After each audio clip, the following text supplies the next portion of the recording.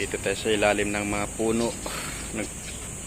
Hangin at papalamig ng kunti kasi malamig dito sa ilalim ng mga puno. Yan, mahangin-hangin at malilim. Yan o. Alright mga kababay, yan, big up, shout out. Yan o.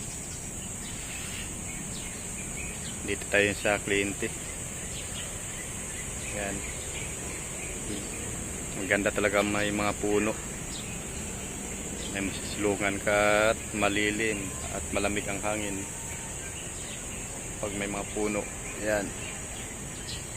Yan, alright mga kababay, hanggang dito lang ating video at maraming salamat. Babalik na tayo sa trabaho. Shout out sa lahat.